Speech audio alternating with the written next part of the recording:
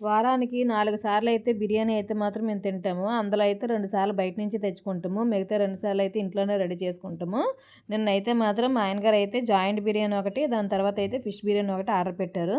బిర్యానీ అయితే same to same రెండిట్లకి ఒకేలాగొచ్చింది. Biryani అయితే taste ఏం మారలేదు. సెపరేట్‌గా ఒక జాయింట్ ఇచ్చారు. దాని తర్వాత ఏమో సెపరేట్‌గా ఫిష్ ఇచ్చారు. ఫిష్ కర్రీ లాగా. ఫిష్ అయితే అపోలో ఫిష్ లాగా ఉంది. టేస్ట్ అయితే బానే ఉంది. కానీ బిర్యానీతో ఆ ఫిష్ తింటే నాకేం నచ్చలేదు. ఆ తర్వాత పిల్లలకైతే అది తినిపించేసాను. నేనైతే ఓన్లీ బిర్యానీ తిన్నాను. జాయింట్ కూడా పెద్దగా ఏం నచ్చలేదు నాకైతే మాత్రం. వేస్ట్ అనిపించింది. ఏదో ఒకటిలే వంట చేయకని ఉంటది కదా! అని చెప్పేసి అయితే మా ఆయనైతే ఆర్డర్ పెట్టిమ్మన్నాను. ఫస్ట్ టైమ్ ఈ ఫిష్ బిర్యానీ అయితే తినడము. బిర్యానీ సేమ్ అంతా ఒకేలాగా ఉంది. చికెన్‌లో అయితే చాలా రకాల బిర్యానీలు అయితే తిన్నాను గానీ, ఫిష్ బిర్యానీలో ఇదే ఫస్ట్ టైమ్ ఇలా ఫిష్ బిర్యానీ కలిపి తినడము. నాకు అసలు ఏమి నచ్చలేదు. పర్వాలేదులే యావరేజ్‌లాగా అనిపించింది.